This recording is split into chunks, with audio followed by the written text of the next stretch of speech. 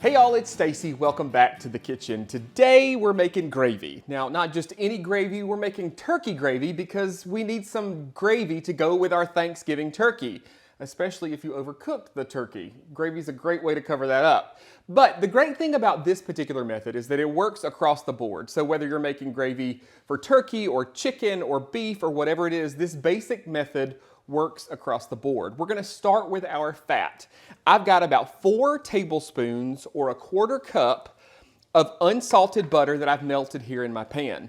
Now, when it comes to fat, you can use butter, you could use bacon grease, you could use fat that was rendered out from something, whether it was your turkey or whatever it is, but we're gonna need equal parts of fat and flour. I'm using butter here because it's easy. I can just pop it out of the fridge and put it right in and not have to worry about separating fat from stock and all that kind of stuff. So 4 tablespoons or a 1/4 cup of butter right in there. I've got that melted over medium-low heat. I'm gonna sprinkle about a 1/4 cup of all-purpose flour right over the top here. Now, all we're doing is making a roux. People seem to be intimidated by that process, but all you're doing is mixing fat and flour together because that serves as the base and the thickening agent for our gravy. We're gonna cook this for just a minute just to get that raw flour taste out. I find that a sauce whisk like this that has a flat bottom works really well. It's very efficient here, but any kind of whisk will work. Now, since we're making turkey gravy or like a chicken gravy, we don't want this to get super dark. Keeping it light colored is kind of what we want here. If we were doing like a beef gravy, we could darken it or cook it a little more till it gets a little bit darker. You just have to keep in mind that the longer you cook a roux, the less thickening power it has. So there's a balance between cooking it enough and also not cooking it too much, but that takes a long time to cook it too much. Let's talk about our broth or our liquid here. I've got 2 cups of turkey stock. Now this was left over from making a turkey, and all I did was I put it in one of those great little fat separators where you put the stock and everything in it and the fat floats to the top and it allows you to pour it off, because we don't want to add too much fat here. So we want to try to remove as much fat from our stock as we can, since we've already got fat here in our pan by way of that butter. I'm just going to slowly drizzle this in, just whisking really well. You can see how this immediately starts thickening up, and I'm just gonna keep whisking this together. Now, where most gravies fall flat is flavor. And I'm gonna show you tons of options here where we can make this gravy taste great. If you've used rendered fat, like from baking a turkey or baking a chicken or whatever it is, the flavor from that is gonna carry through this.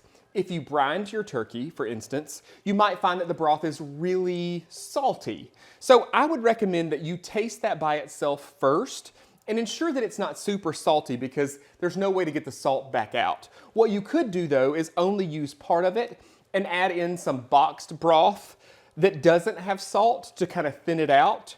If you don't have enough drippings, you could just use boxed broth across, or like canned broth across the board. But the problem with that is that there's not tons of flavor. So let's talk about some options that we have to add flavor. Starting with a great fat, like either butter or bacon grease, we're gonna start with some flavor there, but we're probably gonna need to add some other stuff to this. I'm gonna taste this, but I'm sure I'm probably gonna need some salt and pepper. The flavor is okay, but it's not where it needs to be. So I'm gonna add a little salt. And the great thing about using butter here is I have that butter flavor in there, which is super delicious. I'm gonna add a little black pepper. But even still, I'm afraid that this doesn't have the flavor that I really want it to have. So let's talk about some options that we have. You can see this is a great texture and just how easy that made.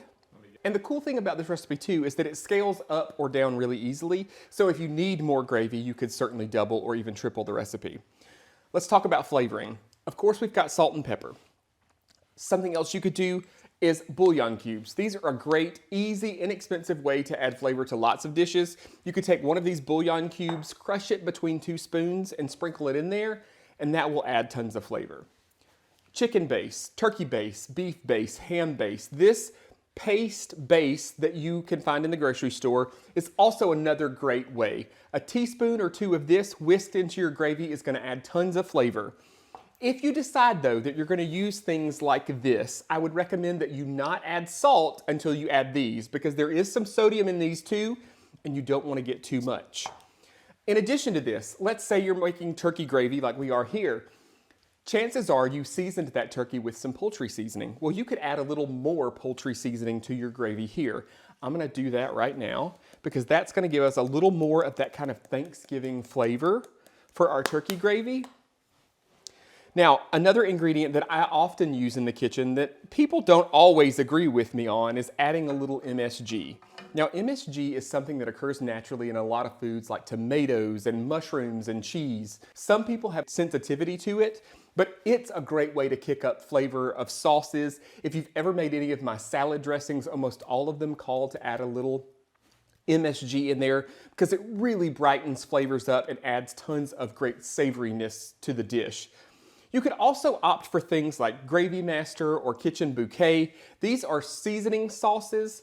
I will caution you though when using those, they're gonna turn your gravy a dark color, which if you're making like a beef gravy works just fine, but using too much of this can also make it a little bitter.